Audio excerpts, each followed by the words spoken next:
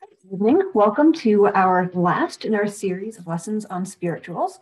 Although I might do some coming up sometime soon. I might do some lessons on some similar themes because I've come across lots of good stuff in the process of doing these lessons about spirituals. So we talked last time about one of the reasons that spirituals were important in the days of slavery was because they were a method of communication among the enslaved. So now this week, I want to take a step forward in time in this lesson and explore how spirituals have been used to help advocate for social justice. And it makes so much sense. These songs were originally created to help the enslaved deal with their troubles. And then they were used later on to deal with the issues of inequality in the 50s and 60s.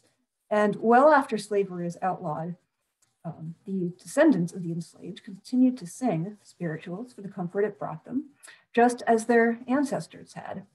And just like their ancestors, they sang the songs to bring people together and as a way to cope with difficult circumstances.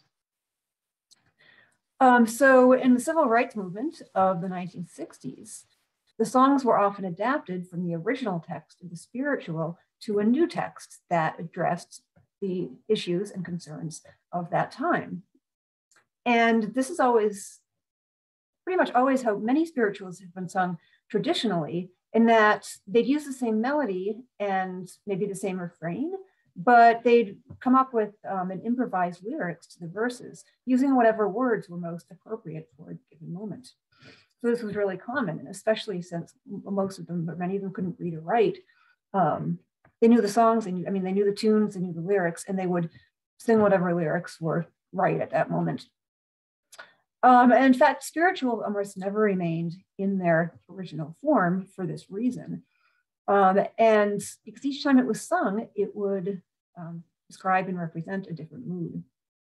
So let's look at the lyrics to a part of Keep Your Eyes on the Prize, which is something you are familiar with.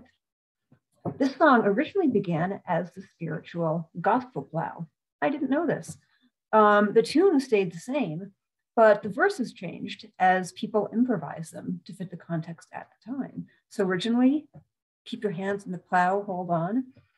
And as it was rewritten, keep your eyes on the prize, hold on.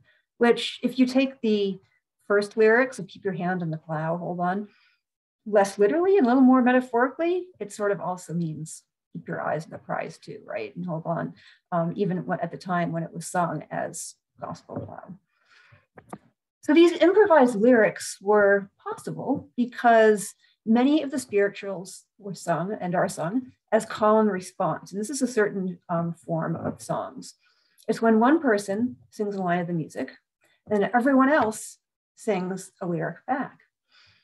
And you can hear this call and response reflected in other art forms in the social justice movement as well. And I'll provide some links available to hear of some types of call and response. I think when you hear it, you'll say, oh yeah, I know what that is.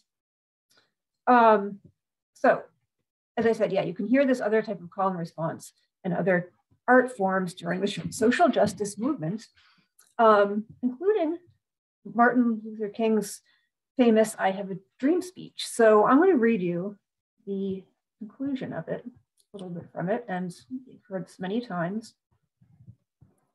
So let freedom ring from the prodigious hilltops of New Hampshire.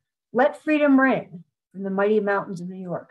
Let freedom ring from the heightening Alleghenies of Pennsylvania. Let freedom ring from the snow-capped Rockies of Colorado. Let freedom ring from the curvaceous slopes of California. But not only that, let freedom ring from Stone Mountains of Georgia.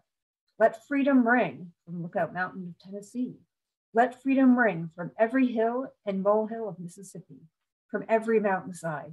When we let freedom ring, when we let it ring from every village and every hamlet, from every state and every city, we will be able to speed up that day when all of God's children, Black men, white men, Jews and Gentiles, Protestants and Catholics, will be able to join hands and sing in the words of the old Negro spiritual, free at last, thank God Almighty, we are free at last.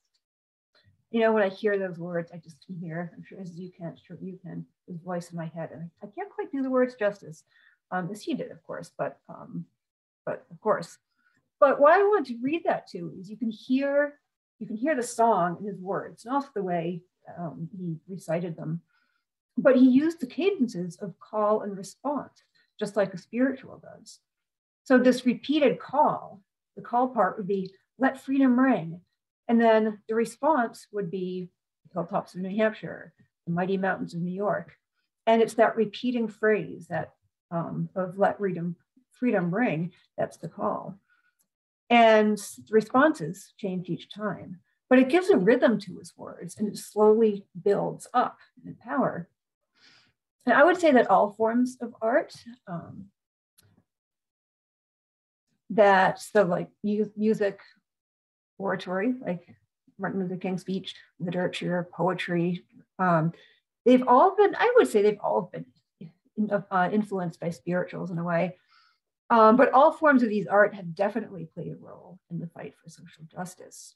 So to conclude this lesson, I want to share with you a poem by a boy, Jeloni Fisher.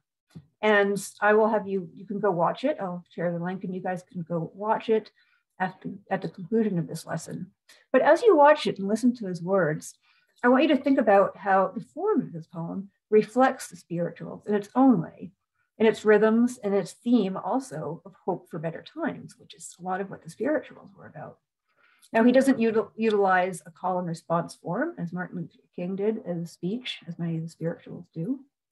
But Jeloni uses strings of rhymes and rhythms to create a musical sense of flow and drive that really builds up to get his message across. So I will post the link to Jeloni reading his own poem, as well as to the songs and spirituals and other things I have mentioned in this lesson. So I'll put that in the YouTube description video and in the comments of the Facebook post. So I hope you enjoy listening to them. And in the meantime, be kind to yourself, be kind to others, and have a great week.